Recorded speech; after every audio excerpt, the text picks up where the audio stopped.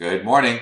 Hope you had a great weekend. Unfortunately, we see mortgage bonds off to a little bit of a downward start here, down 17 basis points. Stocks, once again, continuing. They're strong again this morning in the pre-market, following last week's close at all-time highs for the three major averages. So as we enter this week, will that continue and continue to put pressure on bonds? A lot's going to depend on the news of the week.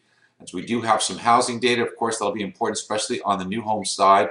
We're going to get some inflation news, which will be important. That starts tomorrow with wholesale inflation, and then Wednesday, the CPI.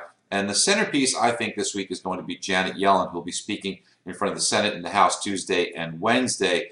I think that's going to be important. It starts at 10 a.m. Eastern Time both days, and her prepared remarks will come out at first. And then the question and answer session where, of course, you get some silly questions, but there could be some things that Janet Yellen says that will be market moving. So what are we going to look for from Janet Yellen, and what could impact the market? So first of all, we talked about this last week, the reinvestment of mortgage-backed securities, $8-9 billion a week in mortgage bonds that the Fed is reinvesting. This is when a loan closes that the Fed's holding because of a refinance or whatever, so it's paid off and closed out. They get the cash for it. They're taking that cash and they're reinvesting it. So imagine how many of these are happening and how much cash they're having on hand.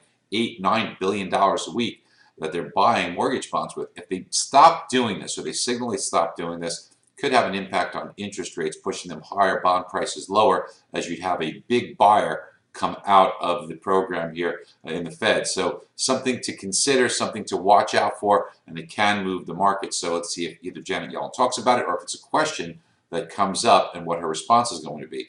And then remember, the Fed, they have 8 meetings a year. 5 of those have press conferences. If they're going to act, they like to act at one of those 5 with press conferences. One's passed, they haven't acted. There's one in March, and the market, the financial market's only expecting a less than 20% chance that the Fed pushes rates higher. So if the Fed doesn't move in March, that really leaves them just 3 more meetings for 3 rate hikes. Not a lot of wiggle room for the Fed.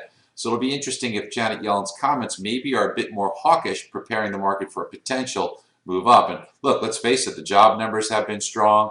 The inflation numbers have been ticking up. And speaking of inflation, on Wednesday, this will be very interesting. We'll get a look at the Consumer Price Index, CPI.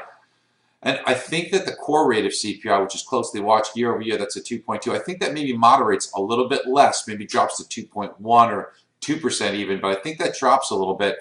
But it's the headline number, which has been so low. Remember, for a long time, under 1%. It's just recently ticked up to over 2%, now 2.1. That might move up substantially, I think. Oil prices moving up. The comparative year-over-year figures suggest that maybe we could see a big jump there, and that could grab some headlines. That could get the Fed's attention. We start nearing 2.4% or 2.5% on headline inflation.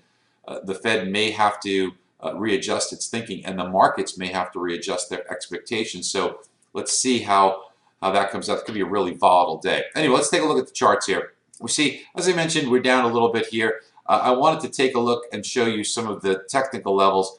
You see we're clinging to this 50-day moving average, but try to stay in this zone between the 50 and the 25, now just underneath it here.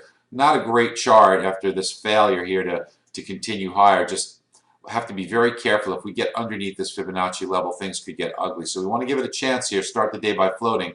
And here's another reason why we're starting the day floating. The 10-year Treasury does have a little bit of a lid on yields here between this 25 it's battling and the 50-day. So we want to give these a chance to hold. But if these give way, it could get ugly. Look at the room that's to the upside here. So we want to be really careful in case we see yields break above these ceilings. So watching it carefully, start the day floating, and tomorrow should be interesting with Yellen beginning her 2-day testimony. Talk to you soon. Bye-bye.